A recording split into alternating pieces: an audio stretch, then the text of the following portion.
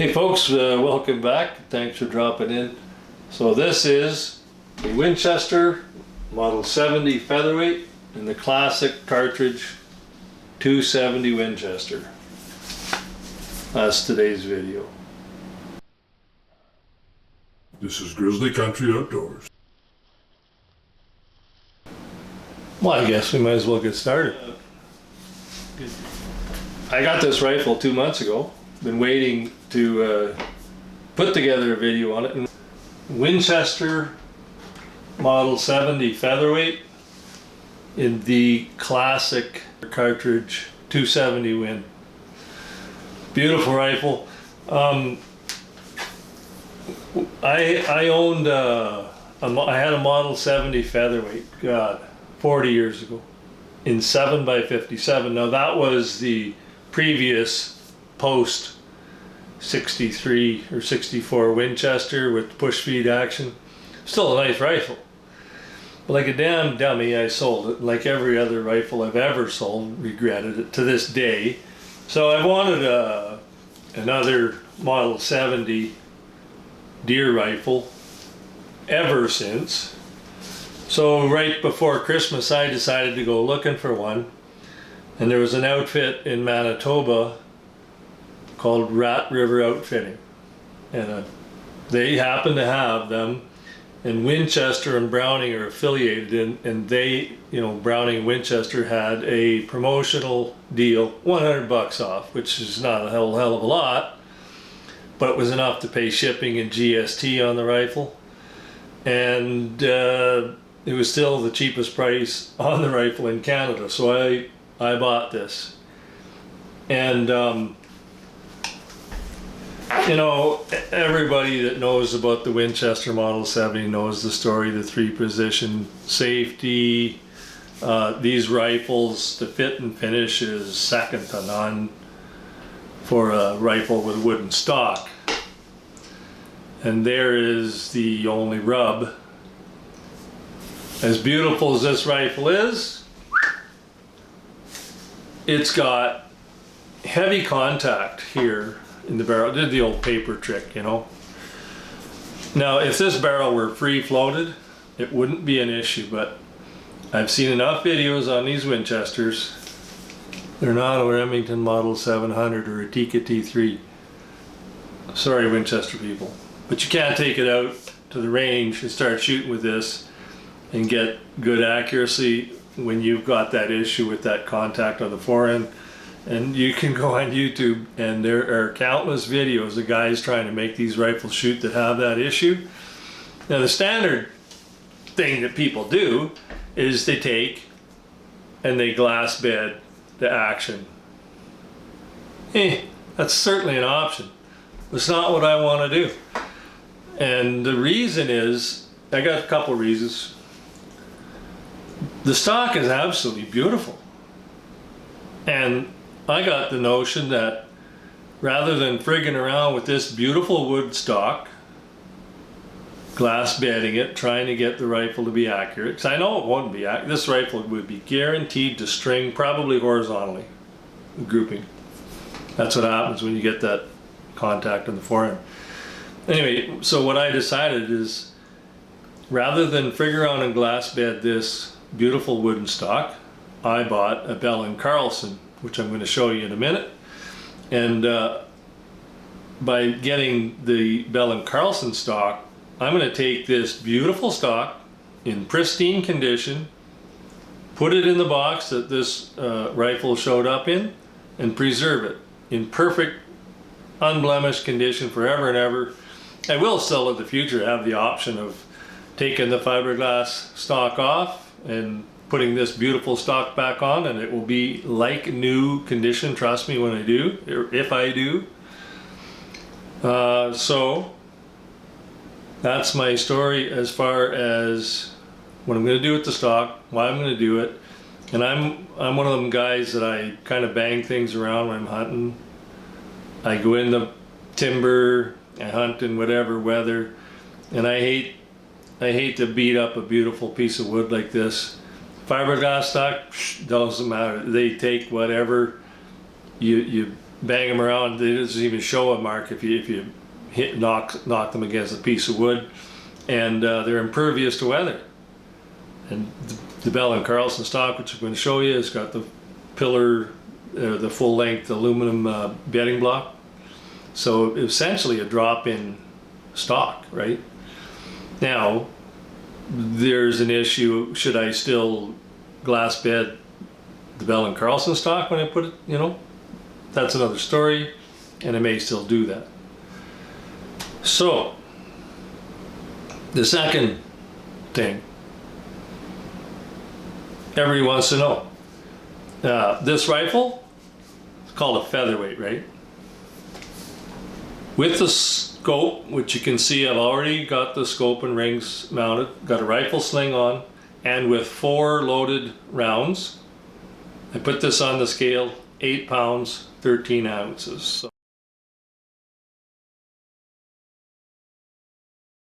So I don't think a lot of people would actually consider that a featherweight. It's featherweight in name only. It'll be interesting to see the difference in weight when I put the Bell Carlson on. I don't think it's going to save any weight, honestly. Maybe, but the only way I'll know is when I finally do it. Rifle scope. Now, I don't hunt open country. Certainly where I travel, there is the opportunity going across a cut block that I might see a deer at a couple 100 or 300 yards. But I don't go out there looking for that. Where I want to go in the timber, I want to hunt close range. I want to shoot my deer at 20 yards. You know, closer is better. And so because of where I'm hunting in the timber, I like low power variable scopes. This particular scope, it's a Bushnell Elite 3200, 2 to 7 by 33, made in Japan. I had another scope option, which I'll show you. A scope which, to be honest, this is my all-time favorite scope. So you'd think, well, why didn't you put this one on? But the famous Leopold Vari X3, 2.5 to 8 power, and I frickin' love these scopes. A lot of people question why I put the Bushnell on over the Leopold, and it's simply because this is going to end up on another rifle. It's not like I'm not going to use it. Something about this Bushnell I liked. And for the record, the Bushnell is actually slightly heavier than the Leopold by like an ounce or something, which is not important.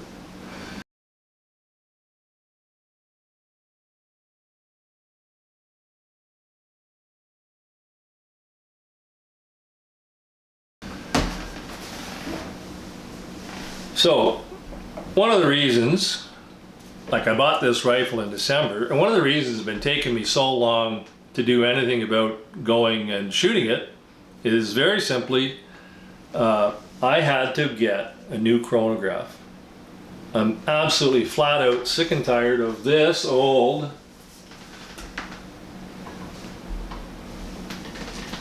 piece of junk. And I shouldn't say it's a piece of junk. I mean, there was a day I fired a lot of rounds across this chronograph, but it's just become unreliable.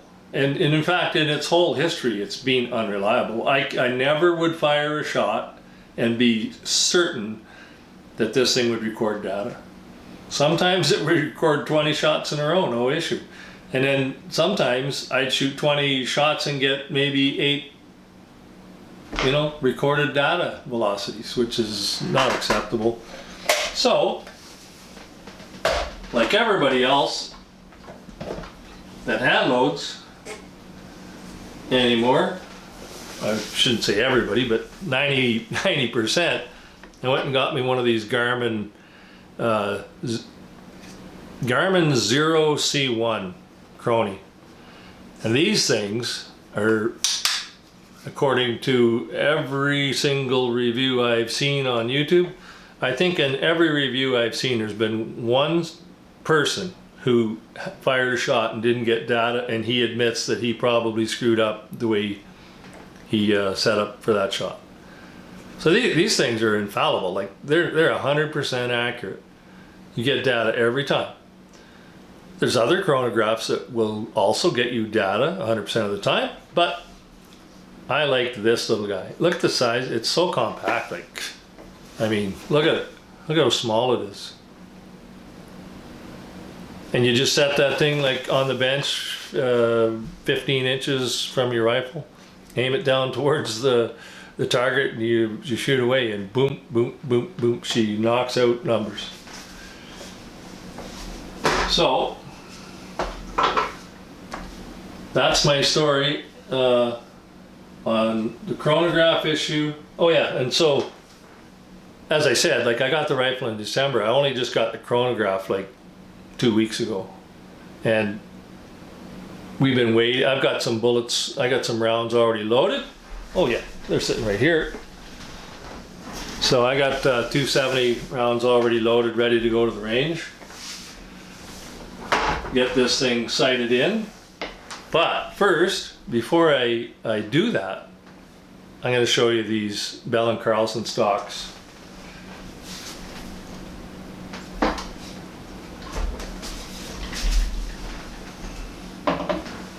So I'll start with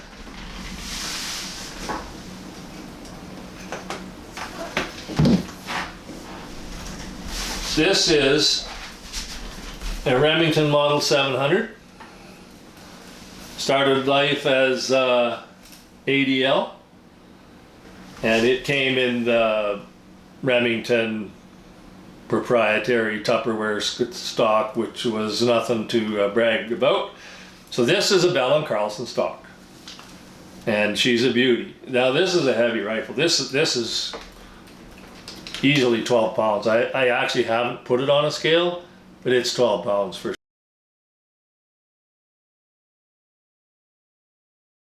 sure. Anyway, that's a wicked stock. I love these Bell Carlson drop-in stocks. You go on YouTube and people claim they're cheap stocks. Cheap according to what? Because in performance, for aftermarket stocks, their performance is as good as anything that you pay 3 times as much for. And I don't consider a $500 stock cheap, because that's what these things are running nowadays. Anyway, so that's a 22-250 and in a Bell Carlson stock. Next.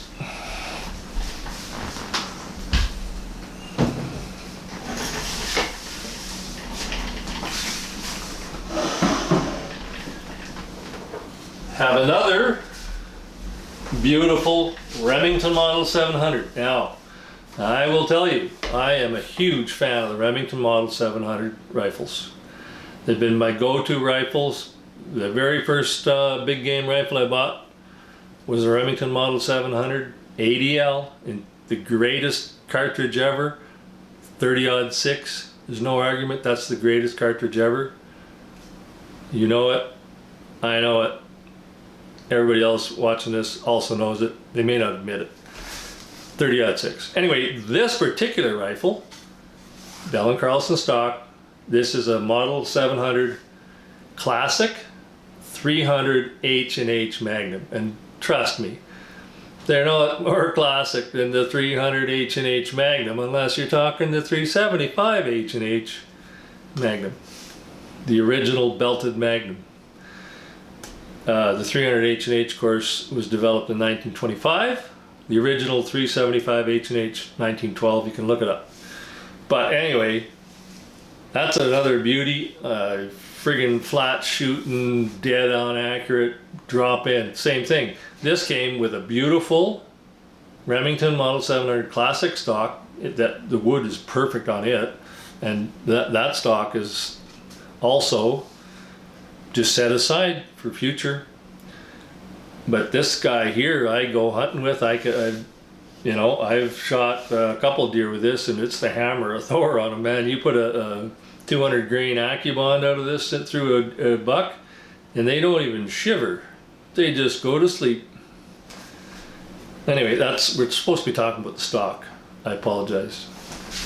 Bell Carlson. Now, I got two more Bell Carlson stocks to show you.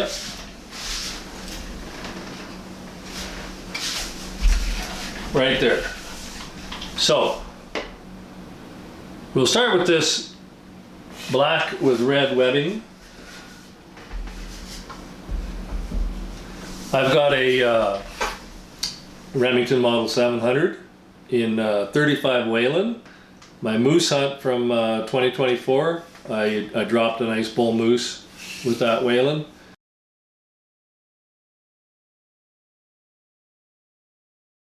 And that rifle has a kind of a beat up CDL wooden stock. I'm going to replace it with this guy. Same deal, pretty much drop in. And in regards to that, this I may also, I may glass bed this stock when I put the Wayland action into this. Isn't that a beauty though? Yeah, I thought so. I kind of like that black with the red webbing. It's going to look good when I pose with a black bear or moose or something with this thing after I dump one. So that stock is for a Remington Model 700. Beautiful cheek piece. Lovely recoil. These things got a lovely recoil pad on. Packmire. Decelerator.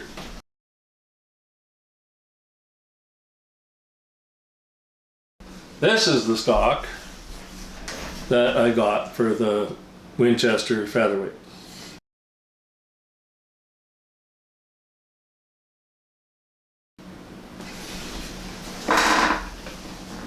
So, there we go. I'm going to replace this gorgeous, beautiful piece of walnut. Well, some people would think just an ugly piece of junk fiberglass, but there's beauty in that fiberglass. There's function. There's beauty and function to me.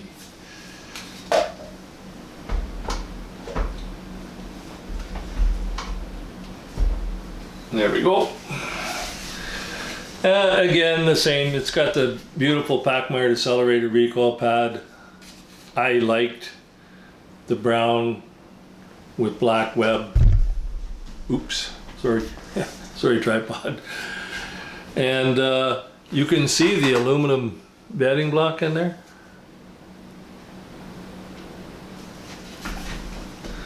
So I'm again hoping for just a drop-in fit with this.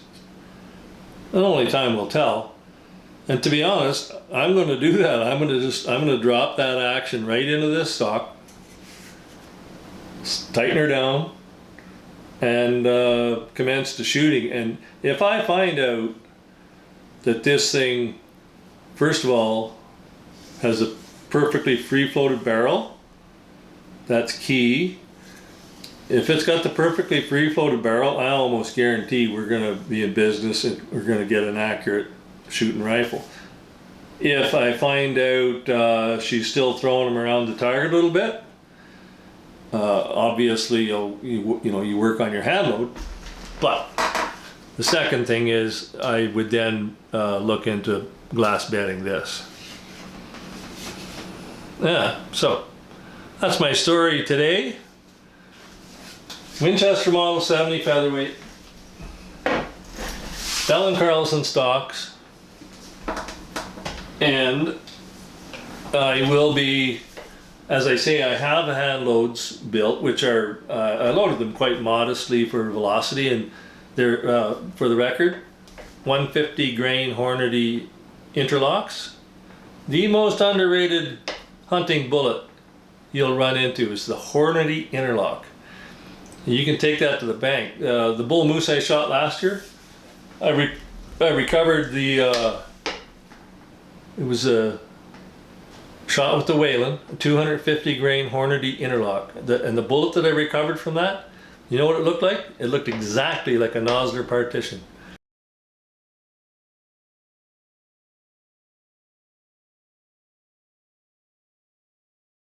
Because the interlock kept the whole rear part of the bullet together. The bullet still weighed 66%, which is virtually identical performance you'll see with a partition, because the partition sheds the front part of the lead, the partition holds the rear part of the bullet together, and you weigh out a partition when you recover them, and they run about 65% weight retention on average.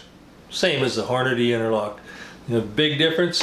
The Hornady interlock costs 30% of what the Nosler partition costs. And I'm a bargain hunter. Always have been, always will be.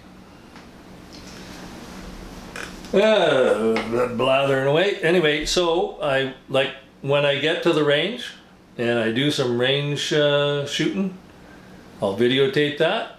We'll see what happens, and you know, load development after that, and possibly glass bedding that Bell Carlson stock. Okay.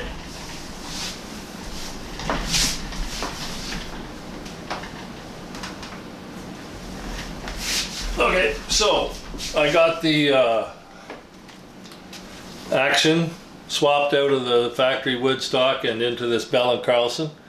I put it on the scale, and interestingly enough, it was 8 pounds 13 ounces with the wood stock. With this Bell Carlson, 8 pounds 9.1 ounces, so 4 ounces less, which isn't a factor for anybody that's hunting in the timber like I'm going to be.